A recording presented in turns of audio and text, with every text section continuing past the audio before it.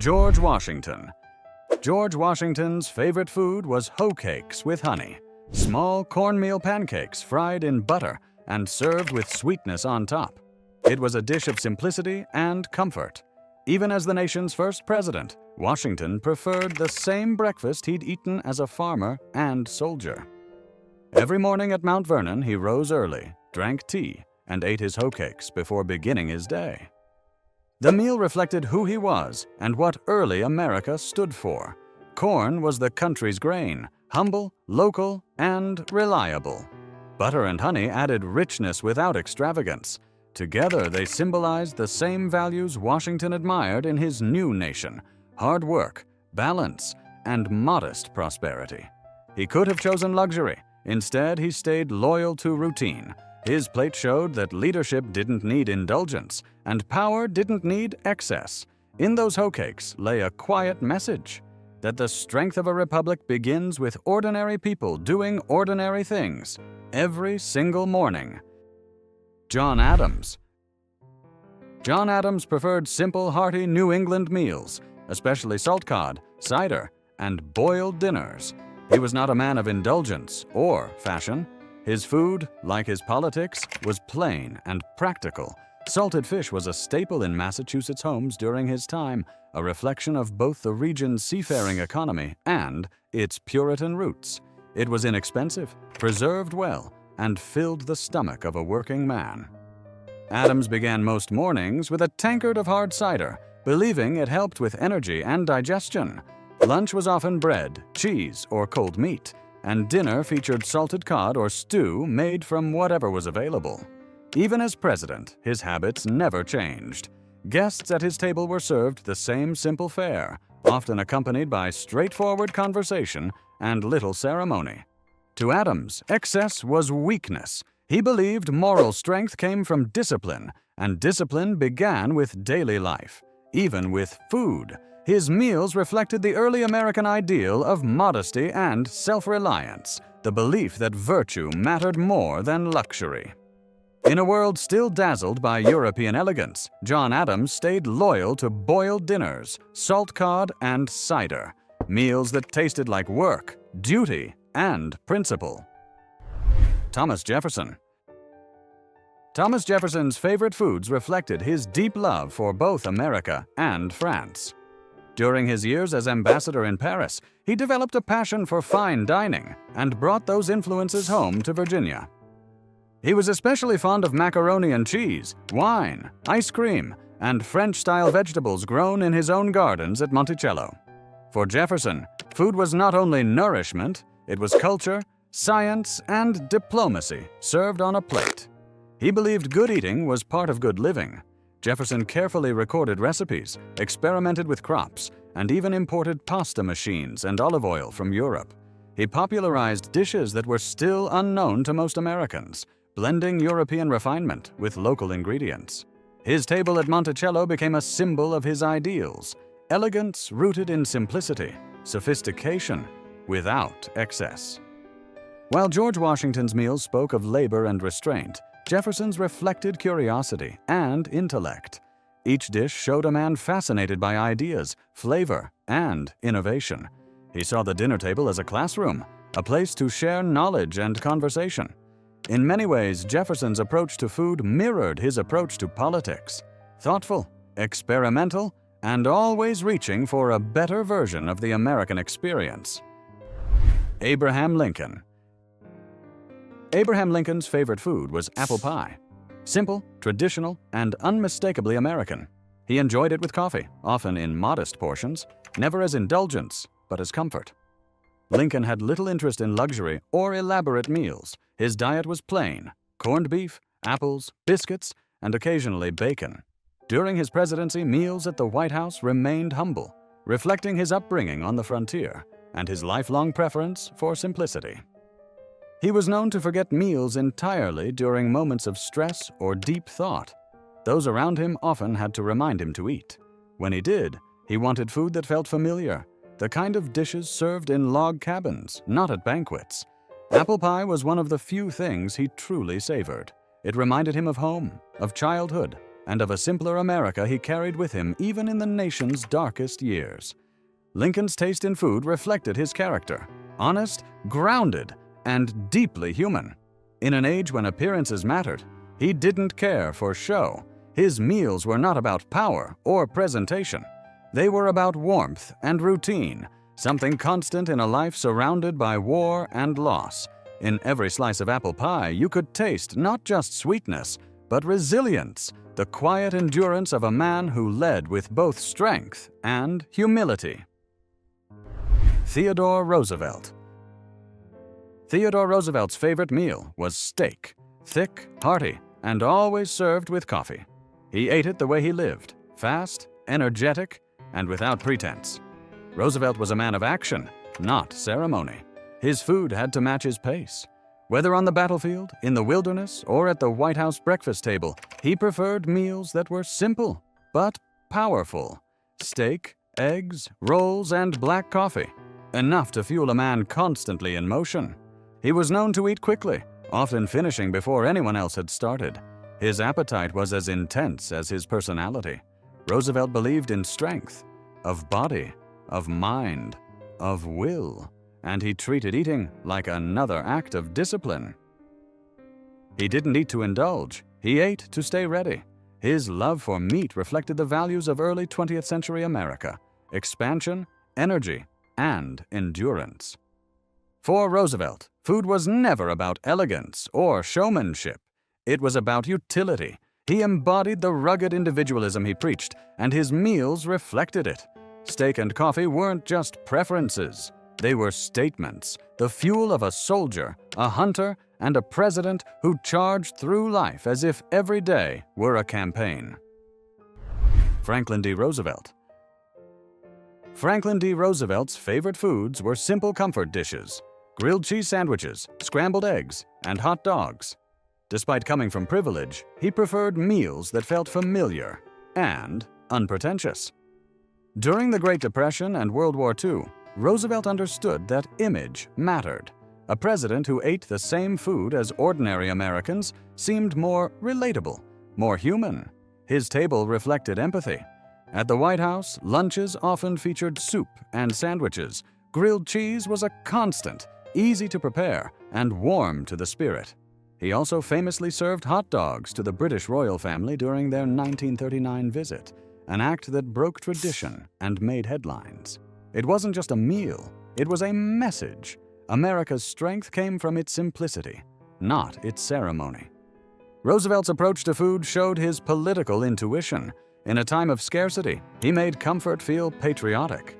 While other leaders dined on silver platters, Roosevelt sat with a sandwich and coffee, speaking of hope and unity. His favorite foods weren't symbols of luxury, they were reminders of resilience. To a struggling nation, that meant more than any royal feast. John F. Kennedy. John F. Kennedy's favorite meal was New England clam chowder, creamy, rich, and distinctly regional. It was the flavor of his childhood, the taste of the Massachusetts coast where he grew up.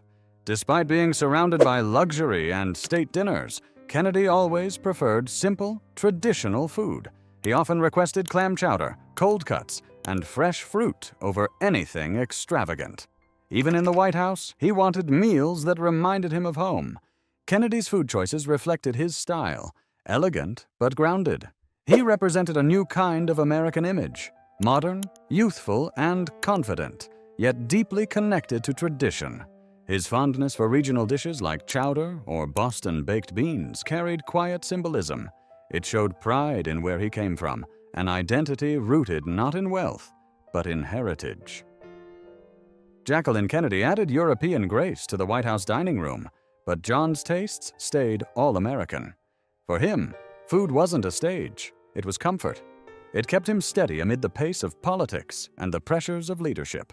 Clam chowder wasn't just his favorite meal, it was a link to home, family, and a time before the weight of the presidency. Richard Nixon. Richard Nixon's favorite food was cottage cheese, often topped with ketchup. It was an unusual combination that perfectly reflected his complex personality. Plain at first glance, but not quite ordinary. Nixon believed in moderation and routine. He followed a disciplined diet, avoiding heavy or luxurious meals. Most mornings began with cottage cheese or fruit, and lunches were often light and repetitive. He didn't care for variety. He cared for control. The pairing of cottage cheese and ketchup raised eyebrows even then, but Nixon reportedly enjoyed it for its balance of texture and taste. Some say it was his attempt at a quick, low-fat meal.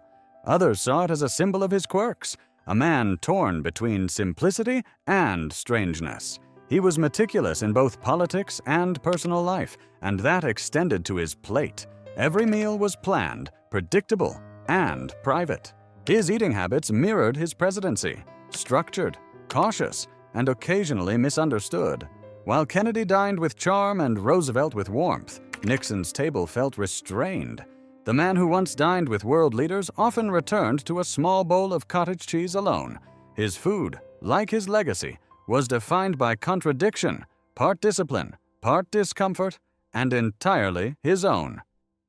Ronald Reagan. Ronald Reagan's favorite treat was jelly beans, small, colorful candies that became a quiet symbol of his presidency. He began eating them in the 1960s to help him quit smoking, and the habit never left. By the time he reached the White House, jars of jelly beans were everywhere, on his desk, aboard Air Force One, even in the Oval Office for guests.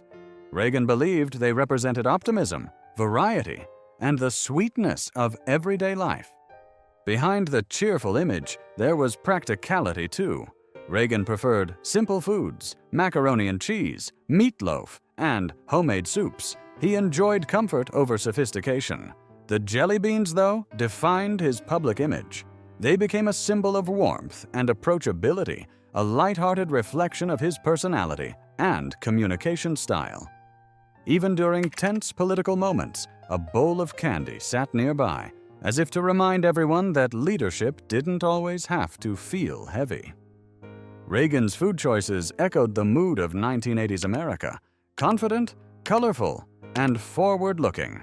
The nation saw itself in his optimism, and jelly beans became part of that identity. For him, they were more than candy. They were a philosophy, small pieces of sweetness in a complicated world. Bill Clinton. Bill Clinton's favorite food was the classic cheeseburger. Juicy, fast, and familiar, it perfectly matched his personality. Charismatic, energetic, and distinctly American. During his years as governor of Arkansas and later as president, Clinton was known for his love of rich, comforting food. Burgers, fries, barbecue, and pies filled his menus far more often than salads. He had a famously hearty appetite and enjoyed eating on the go, often grabbing food from local diners instead of formal dinners. Clinton's relationship with food reflected the culture of the 1990s, fast-paced, casual, and indulgent. The cheeseburger became a small symbol of that era's optimism and excess. But as his presidency continued, health concerns forced him to change. After heart issues later in life, Clinton dramatically shifted to a plant-based diet, proving that even the most passionate food lovers can reinvent themselves. In many ways, his eating habits told the story of modern America, a nation of abundance, learning to balance pleasure with responsibility. The man who once celebrated fast food became an advocate for healthier living, but the image of Clinton smiling over a burger remained iconic.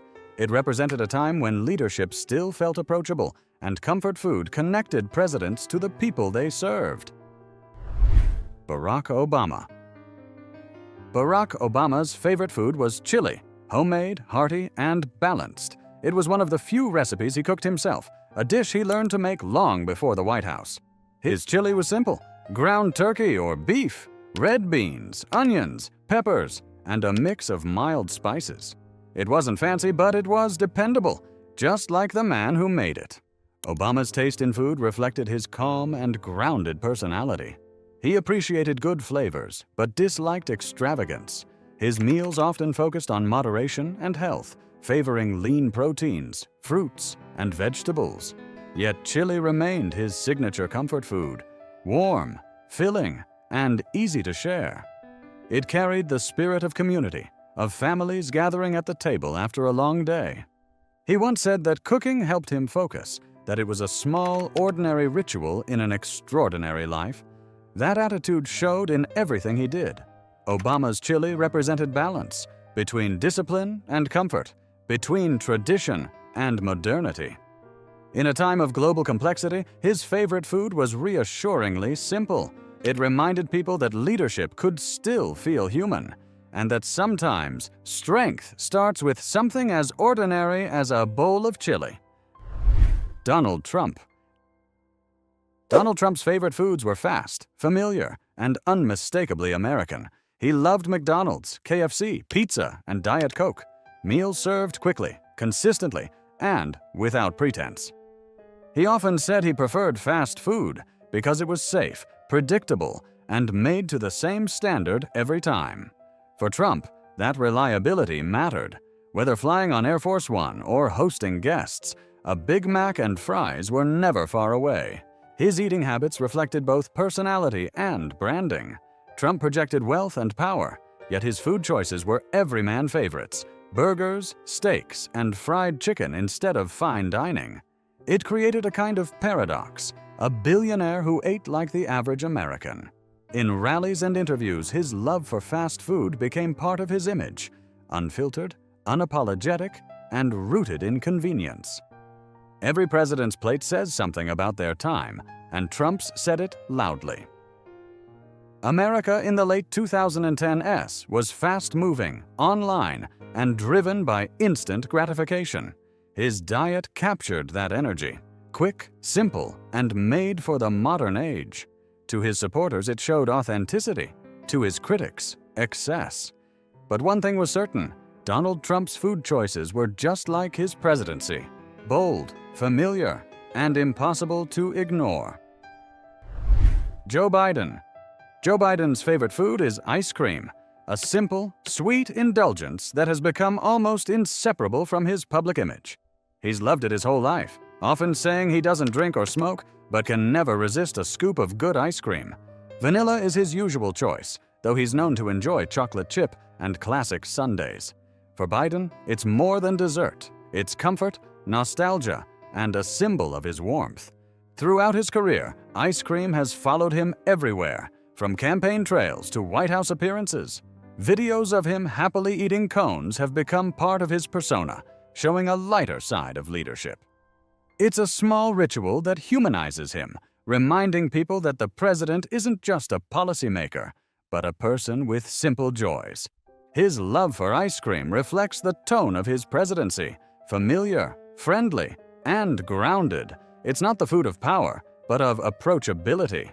While others built images through grand meals or extravagant tastes, Biden's came through a cone of ice cream and a smile. It's a reminder that sometimes the most ordinary pleasures tell us the most about a person.